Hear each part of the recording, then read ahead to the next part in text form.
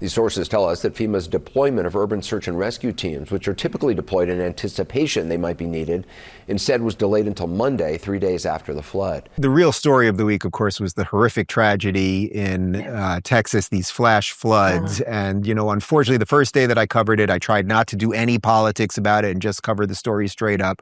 But, of course, everything becomes politicized.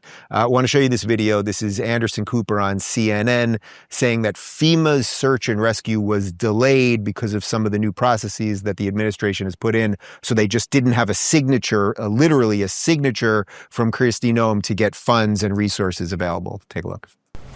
So according to 4 officials inside FEMA, that federal response may not have been as fast as it might have been. They say that a new rule that any expenditure over $100,000 needed sign-off from Secretary Noem slowed the federal response. These sources tell us that FEMA's deployment of urban search and rescue teams, which are typically deployed in anticipation they might be needed, instead was delayed until Monday, 3 days after the flood.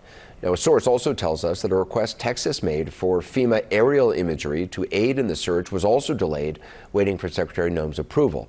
Now, additionally, multiple FEMA officials say that they were taken aback by the agency's relatively limited response in the immediate aftermath of the disaster. CNN has reached out to FEMA for comment. So far, no reply from the agency. However, a DHS spokeswoman more generally told CNN that FEMA is, in her words, quote, shifting from bloated DC-centric dead weight to a lean deployable disaster force that empowers state actors to provide relief for their citizens. Lisa, I take everything that Anderson Cooper and CNN says with a grain of salt. So he said a source many times. He didn't name the source. But can you speak to any of the legitimacy or lack of legitimacy to those claims? And do we know if Kristi Noem was not available to sign off on things or anything else? I can share with you this. When that flood happened, and I'm sure Beth is probably even more in tune with this than I am because it's her state, but the minute we found out, 45 minutes, water rose 24 feet, I think it was. The response, was, I don't know how anyone could have responded a little bit faster. So to get those people out in the manner in which they got out, let's first thank the people that went there to help get these people and rescue these people. Don't let the facts get in the way of a good story. If you have to politicize something like this immediately, there's a barking dog there somewhere. At the end of the day, Kristi Noem was available. The president was available. Everyone was available.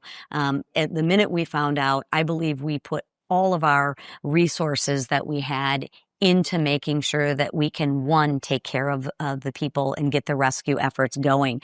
Second is, I'm sure, as Beth will tell you, the president's coming down to Texas tomorrow to evaluate the damage. And something tells me that FEMA will probably do a much better job with the Texas floods than they did maybe with the California wildfires. So again, we don't have any specifics, and neither does Anderson Cooper. So, don't let the facts get in the way of a good story. We got to politicize it to fearmonger against Donald Trump again.